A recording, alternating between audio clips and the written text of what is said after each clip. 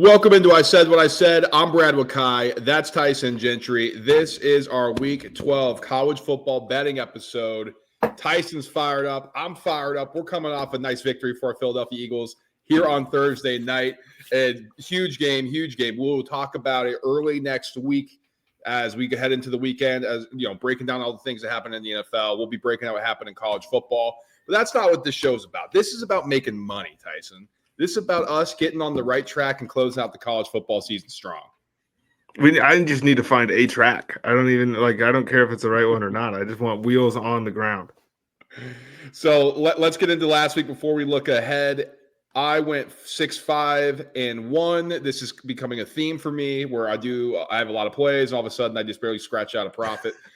Georgia Tech plus 11.5. I should have just taken the money line. That would have gotten me right there. But I'm a little safe on those. Georgia Ole Miss under 55.5 got home. James Madison minus 15.5, just no sweater. Same with Tulane minus 25.5. Same with Notre Dame minus 25.5.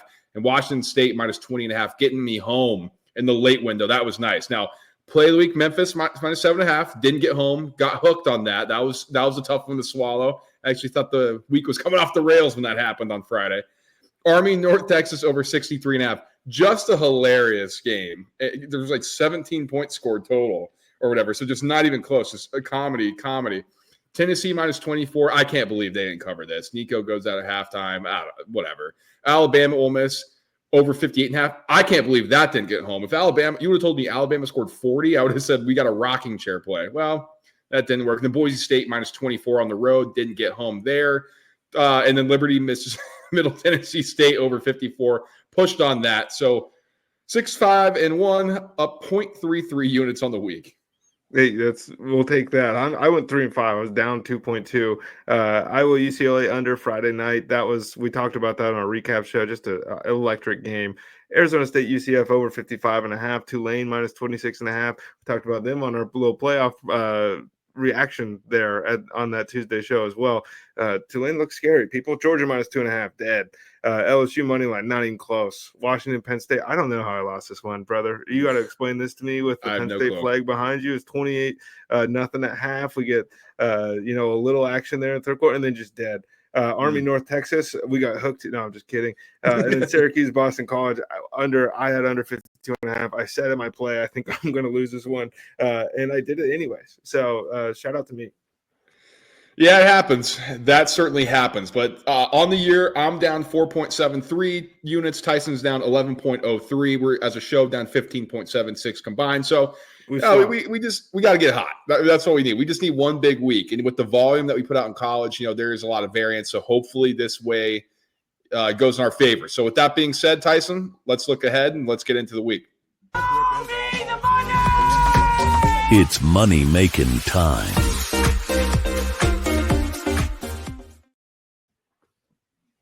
I'll start. I got the tee box. Tyson, I come over here. I'm saying, we got to get hot. We got to go on track. So why wouldn't my play of the week be Arizona minus 1.5?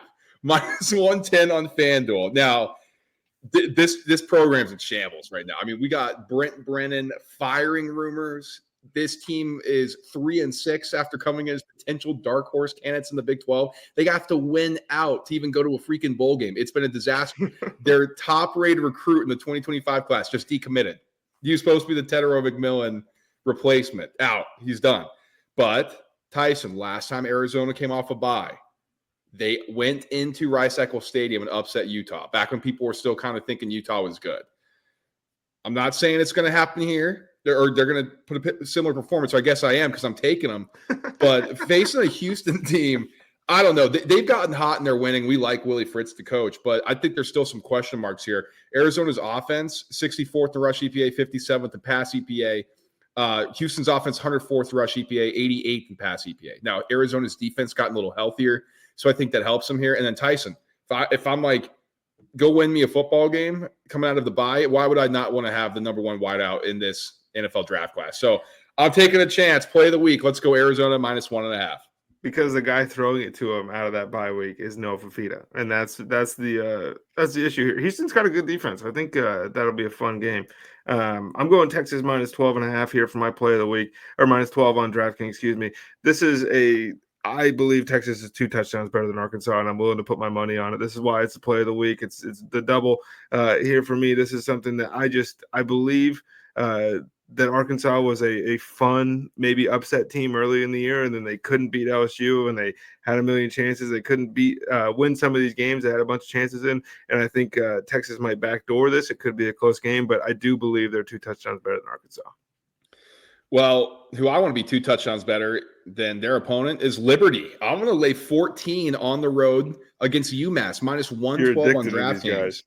Dude, I really am. Because Tyson, why can't Liberty? They turned in a performance last week against Middle Tennessee, though. I will say, like, their offense finally looked good. Play a little defense. Now, we're going to need that here. But what I'm looking at is Liberty's offense. These numbers, 67th rush EPA, 81st in pass EPA. Not necessarily great for what we considered coming in, but they're going up against a defense that's 131st and 100th. Like, Liberty should eat. Like, going on the road, yeah, they're going up to Massachusetts. It's going to be cold, but they want to be a physical football team and get downhill and run. So I don't think they're going to be affected too much by poor weather that normally pass-happy offense would. So I think, Liberty laying 14 here, I like that, especially when you consider UMass 124th in rush EPA, 127th in pass on offense. Can't take advantage of Liberty's defense. So I'm laying it with the boys, man. Come on, let's go Liberty. Let's close out strong. We've got some serious bias that we might need to address in the offseason here, but I'm all for it right now because you know what? I'm going back to the well, too. I think Clemson is 2 touchdowns better than Pittsburgh. I know they're going on the road. I think this is a game Clemson has to have. I honestly think that this line probably would have been 13.5 a couple weeks ago. Clemson obviously drops a game. Then we don't see them for a week, and now we've kind of forgotten. I think that they throw for 1,000,000 yards here, and Pitt just doesn't have the juice. Yeah, it's interesting, right? It feels like, Clemson kind of coming back to earth a little bit compared to what they were doing earlier. But I almost took this with you, but I feel like the Pitt games get a little weird against Clemson. I don't know. I got a little scared off. Well, we get scared off anytime Clemson is double digits, but I'm not smart enough to learn from my mistakes. Maybe this week we'll do it. Cade Klubnik.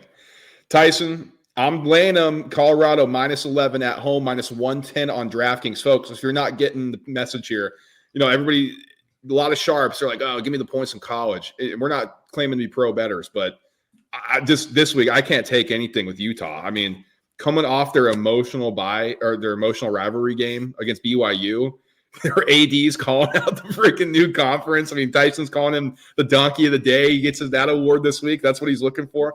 But they're going back to Zach Wilson's younger brother, Logan Wilson, as the quarterback. This Colorado team, we've been telling you for freaking 6 weeks. Like, remember last year when they were on First Take and, undisputed, everybody's crowning Colorado when they're beating, like, bad teams? This is a good football team. We've been telling you this for 6 weeks, and they're going to be at home. They're rested because they just came off they played one game last week off their bye. So Utah is coming off an emotionally charged game. I think Colorado is going to be able to score the rock here. 56th rush EPA, 24th in pass EPA against a defense that's 65th and 36th. But Tyson, Utah's offense 97th and 104th in rush and pass EPA. It's not great. And Colorado's defense, remember when it sucked last year, it's 46th and 21st in those categories. I mean, this is a solid defense. I think Shedeur Sanders, Travis Hunter do enough. They win by double digits. Cover this number. I will say Deion popped up in the news twice this week, which has been unusual lately. So we got something to monitor. And then, Brad, we're going to indulge here in some late night shenanigans. This number is just too funny. It's over 72.5 points for Washington State. New Mexico are over 72. I think Washington State here scores 73 points themselves. This game is going to be nonstop back and forth. And yeah, it might have been smarter to take them at 10.5 or 11, whatever the number's at right now. They're going on the road. New Mexico has been good. Like, they're actually winning football games. The offense has showed up. New Mexico is scoring a ton of points right now. And Washington State is just a ton of fun. Can we get one more after dark banger? Exactly, man. We're doing a show play. It didn't work out for us last week on the Army game. We were only 45 points away, dude. I think more than that, right? maybe 55. I don't know. I'm just kidding. But listen, Tyson just laid out for you. It's funny. It's a great number. But Washington State, Wazoo, 40th in rush EPA, 18th in pass EPA, going up against a defense that's 126th and 133rd. This offense is going to travel. This offense is going to be able to put up points. Now, when we're looking on the flip side, Mexico's offense, 44th in rush EPA, 75th in pass EPA, going up against a defense that's 75th and 49th. I think we're going to get points from New Mexico. Washington State, yes, like their metrics look good, But this is, honestly, Tyson, this might be the best quarterback in Devin Dampier they faced in a while. That's actually, So that might be. this could be a fireworks show here. And I know this number looks funny. Listen, folks, it's set here for a reason. So we're going to take it. We're going to have some fun.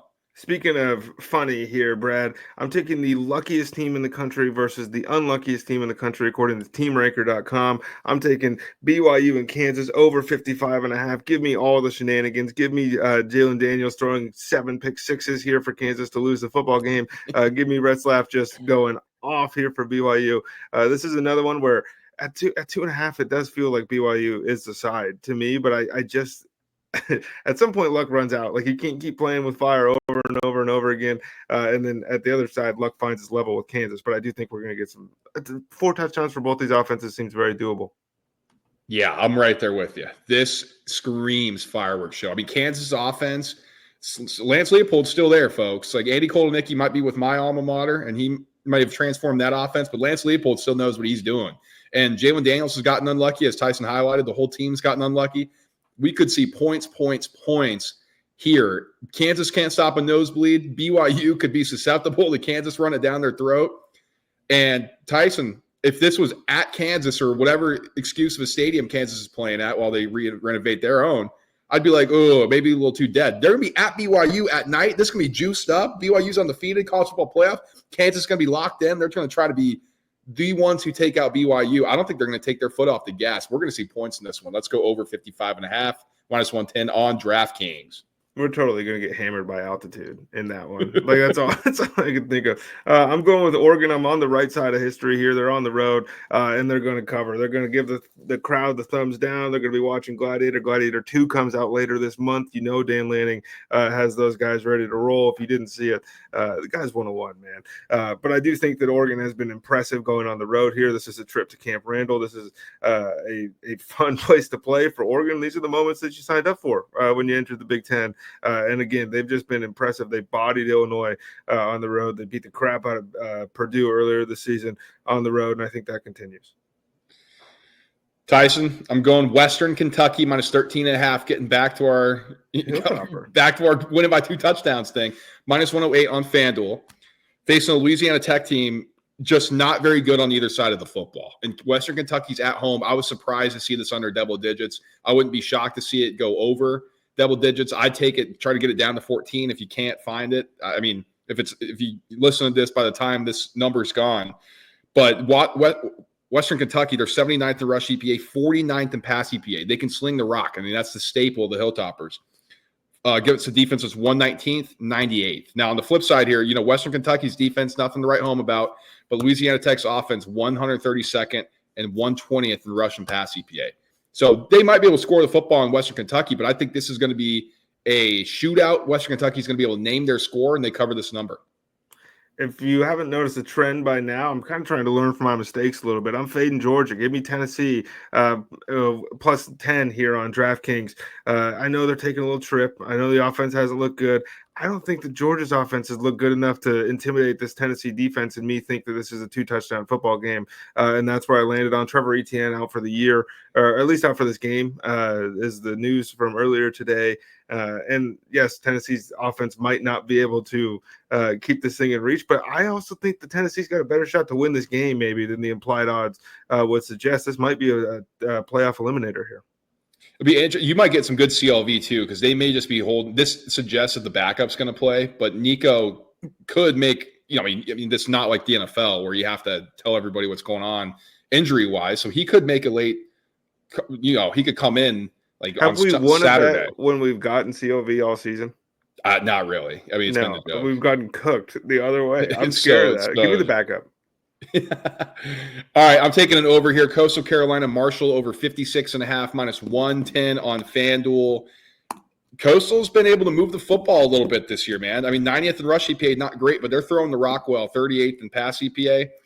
I am a little bit concerned because it's Marshall's 99th in stopping the run, 53rd in stopping the pass. So it's strength on strength, weakness on weakness on that side of the football. But Marshall's been able to score 48th in rush EPA, 63rd in pass EPA, going up against a defense that's 112th and 63rd. So I think we're going to see some points. I mean, Coastal has not defended well when they're on the road, and Marshall's been better at home. But I still think Coastal's going to be able to score enough points where they're going to be in this game, and this thing can get over the total, 56.5. Coastal exposed my lack of reading ability earlier today when they released quarterback DJ Moore, and I just saw release DJ Moore and freaked out. My next play here, Brad, this is a sucker play. I feel like I'm stepping in it, but I'm going Tulane and Navy over 52.5 here on FanDuel, or 52 on DraftKings. This is a game where Tulane has been absolutely rolling. Navy looked much better, following the loss to Rice a week ago, and maybe they found it again, but you can't play an under in a Tulane game. That's a personal rule that I have for myself. This feels like this could be a grinded out type of football game, but give me Mekhi Hughes and the boys to put up 35 here in Navy. I just need 17 out of you. This is a gross one here for me, man. I'm going to go Illinois money line at minus 130 on DraftKings. I'm not sure if I feel good about it, to be completely honest with you. Now, power ratings wise, it's 4.5. I'm sorry, 4.25 and 6.65. So we're getting some edge there. This is under a field goal. I'm just going to take a money line. I don't know if this. I mean, I just don't want to mess around with it. But I'm looking at in Illinois 74th in rush EPA, 26th in pass EPA. They've been good on that front. Now, Michigan State's defense, they're 35th in stopping the run, 81st in stopping the pass. Weather-wise, that's where it could factor in, but I still think they might be able to throw the ball a little bit. But on the other side, Michigan State 63rd in rush EPA, 93rd in pass EPA against the defense. It's 86th and 37th. Force our guy Aiden Childs to make some mistakes, and Illinois should run away with this thing. This 2 turnovers and we're fine, but they're coming off a bye, so I'm a little bit nervous about that aspect, Tyson. But I still think Illinois is the better team, and they win this game. This is like a slugfest for the middle of the conference. I think this one actually might mean more to these schools than people are letting on.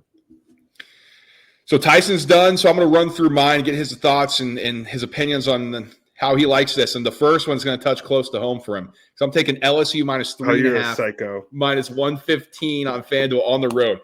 You know what, Tyson? You know what everybody's doing right now? They're jumping off the Nuss bus. You're jumping off of them. Everybody's calling out Brian Kelly.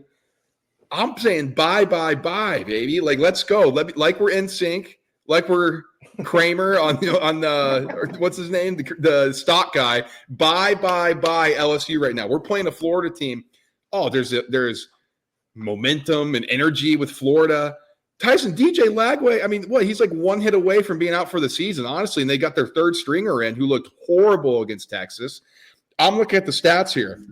LSU, 29th in EPA per rush, 10th in EPA per pass against a defense that's 51st and 70th. The Nuss thing, it's coming back positive variance. I mean, he just fell off a cliff. I don't think that's the player that he is. He's just run through some bad luck. Tyson mentioned some of the team ranking stuff. I think he's going to sling the rock around, and they're going to shred up Florida. And on the flip side, 42nd in EPA per rush, 43rd in EPA per pass for Florida against the defense that's 38th and 19th. Like LSU, they got carved up by Alabama. That's a mobile quarterback. They've had issues with that. Lagway, really? They're going to want to run him around? How about make the freshman beat you from the pocket? I don't think he can. Give me LSU laying 3.5. I think Garrett Nussmeier is like one of the most unlucky humans on earth, not because of the way things have broken so far this season. 9 touchdowns, 9 picks in conference play is not great, but because Joe Burrow and Jaden Daniels exist, dude. If this guy came after Zach Mettenberger, people would be losing their minds. Here's one that I'm curious your thoughts on this, because it can go one of 2 ways. I'm going to take a shot on Nebraska USC over 51. It's minus 110 on DraftKings. Now, my first thing, both these teams are coming off a bye. So I think that just gave Matt Rule, Dana Holgerson's there now. I don't know if you folks out there heard that or not, but it was just hilarious. But it gives Matt Rule a little bit more time to work with Dylan Raiola. All right, what are our strengths? What are our weaknesses? Let's figure some things out. Then for USC, Tyson, they went to Jaden Maiava.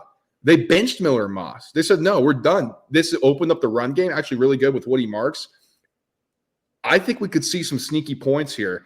But, yeah, you think bye week they're going to be prepared to stop these offenses. But both really good offensive coaches, Lincoln Riley and Matt Rule, I think we see points, especially when looking at Nebraska's EPA on the running side, 61st, 58th in passing against a defense that's 52nd and 31st. USC 17th in rush EPA, 30th in pass EPA against the defense that's 20th and 42nd. So, nothing really that suggests like, oh, there's an edge here. But I'm just going to go with the offensive coaches. I think we get scheme, and we see points. You better hope that over that bye, both coaches learn that there are two halves to a game of football, and your offense is allowed to show up for the second one. Maybe somebody scores 28 in the first Okay. half, and the other. So maybe that's what we need. That'll result in 28-24, and you get pushed. I'm taking James Madison -2.5, -115 on DraftKings. They're just better than Old Dominion. That's what I'm thinking here. Before the season, we would have said, really, James Madison's laying less than a field goal? Now, I know they're on the road. Power ratings-wise, this is 6.5 and 5.5. 5.9, excuse me. I think they're the better football team here. Old Dominion guy I know well, Brent Pry. No, I'm not Brent Pry. I'm sorry. Ricky Ronnie was the old offensive coordinator at Penn State. Was one of my least offensive coordinators at Penn State.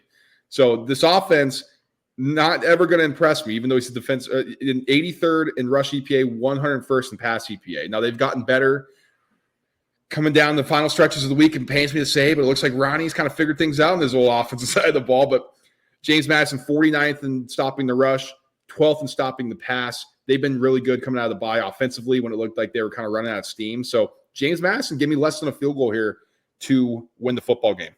What a strange season it's been for the Dukes. It has been. I know. They score 1 million points against North Carolina, and then they don't get off the bus against Georgia Southern. Last one for me. You know we got to do it, man. Let's go G.J. Kenny laying 27.5 -106 on FanDuel, facing a Southern Miss team already canned their coach.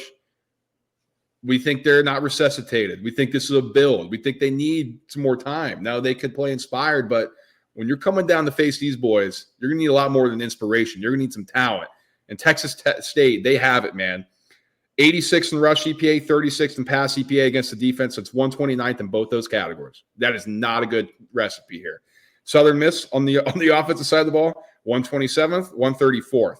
Defensively for Texas State, they're 54th and 52nd stopping the run and pass. This, to me, screams blowout city. We got college basketball ripping. NBA's back. There's a lot for these odds makers to handle. And this one seems like it fell through the cracks to me. Let's lay 27.5 here with Texas State. Well, you mentioned all those sports going on right now, Brad, and how this one might have slipped through the cracks. There's some other things that slipped through the cracks, and they will be in our Discord here, people. The link is in the description, in the bio. Their group name is I Said What I Said. All those channels and more long shot slips. Help us out there because we're trying to get rich, and we're not very good at it. So whatever you're trying to do, let us know. And, yeah, there's tons of stuff going on right now. I'm not in a state that allows me to bet on the Jake Paul-Mike Tyson fight this weekend. But if you are, go ahead and go for it. We got UFC 309 Saturday night, just a banger of a card. So tons of different stuff are going to be in there. It's free. There's no downside.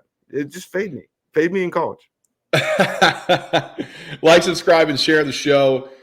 Smash that like button on the way out if you haven't yet already on YouTube. We've got some good reviews on our podcast side of things. So thank you guys. You've given us 5 stars and given us a comment. Yeah, we do appreciate it. Subscribe too. Like I already teased earlier, we got a ton of content coming out during football season. Early in the week, we break down what happened on the gridiron, talk college football, talk NFL, what took place. We're happy the Eagles look good. Just got CLV. Oh, my Eagles win a Super Bowl ticket already. So we're already got some equity there. And share with the enemy, share with your friends, however it takes. We do appreciate you guys supporting us. We got our NFL betting episodes coming out later. We'll speak to you guys then. Peace.